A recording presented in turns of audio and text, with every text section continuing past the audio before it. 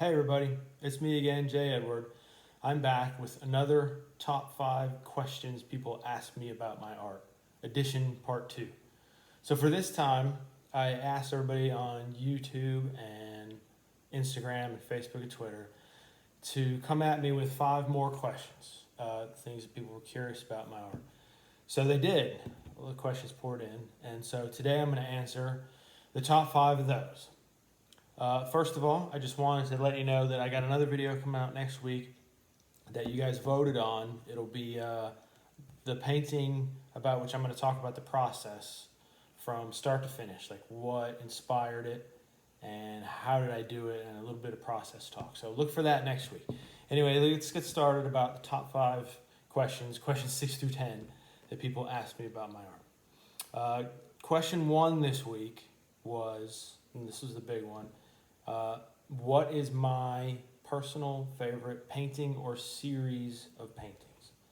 If you've seen lately, I've been doing a lot of cats and animals.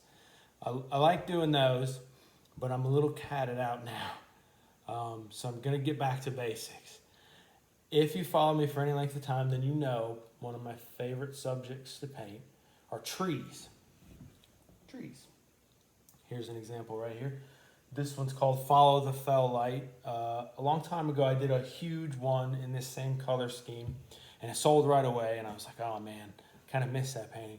So I made a new one, and it kind of haunts the area of which I paint right now. So trees kind of always have been, and I don't know if they always will be, but my favorite thing to paint, personally.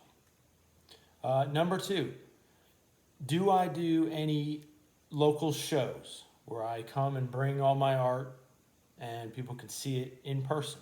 Or do I have any galleries? Well, of course, Corona. Thank you so much, Corona, for wrecking that whole industry. No, I say that sarcastically. A couple years ago, I went to Dragon Con and I did a whole bunch of local shows, really fun shows. If you're from a big city area, pancakes and booze, chocolate and art, tattoo shops, and of course the big Dragon Con. Corona came in, wiped all that out.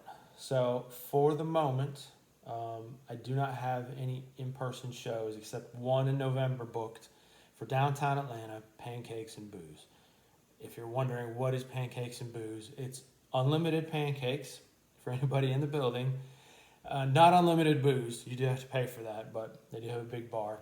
And it's a big, huge, old railroad freight station that they've cleaned out and invited a whole bunch of artists to show their art at. So I do one show this year. Knock on wood, fingers crossed that Corona doesn't wreck that too or something. But Pancakes and Booze, Google it. They come to big cities all the time. Question number 3, how long does it take for me to do a painting? People ask this all the time. On average, how long does it take to make a painting? Well, got to be honest with you, there is no on average. This one, this took about 12 hours to do this one. I did 2 background layers, and then I did background of trees, like the trees in the background, and then did the foreground, and then I did the details, and that took about 12 hours. Some paintings take 3 or 4 hours. Others take 20, 25 hours. You've seen some of the big giant skeleton ones I've done recently. Those are brutal and they're big. There's a lot of detail work, and painting bones is hard sometimes. So it's really kind of all over the map. 5 to 25 hours for most of the paintings. A few do go beyond that if I get really involved. All right, question 4. This is the question that I do get asked more than any other question. I totally forgot about this in the last video, but do I do commissions, custom work, mercenary painting for hire? The answer in a nutshell is no, I don't. But let's get a little deeper into that. I do background only commissions. If you go to my Etsy, Shadow Art Finds, you'll see something called background commissions. And that's basically where I just paint the background of something, no details, no trees, nothing like that, and sell just that. And I do it based on the color scheme that people want, the size that people want, style of canvas that people want. and the level of shadow and light that people want. Beyond that, I do not do commissions. I get 5-10 messages a day. Hey, can you design my tattoo? Can you do my book cover? It's just not for me. Artists out there will tell you commissions are tough because if you don't nail what the client wants, you're kind of out of luck. Like you spend a lot of time, money, and effort into something that it might just sit on your wall and do nothing for a long time.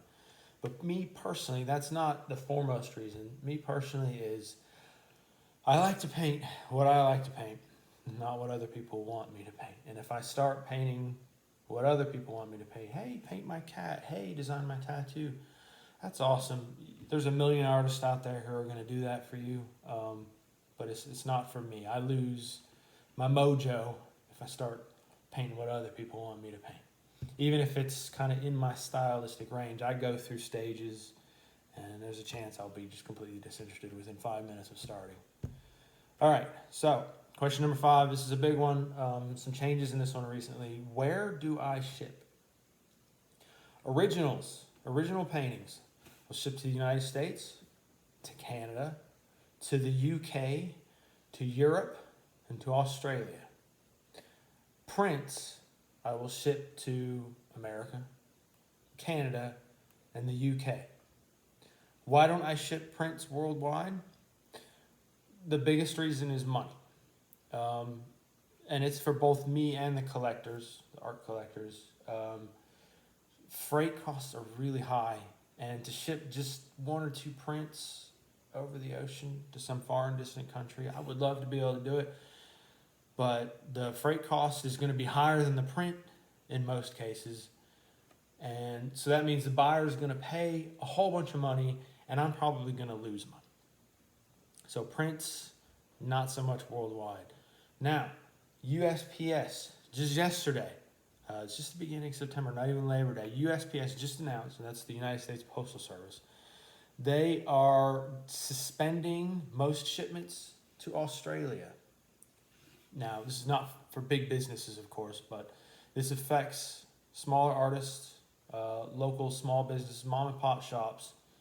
For the time being, a lot of packages are restricted from going to Australia. So I've had a lot of people saying, oh, you don't ship to Australia. That's just for now, hopefully.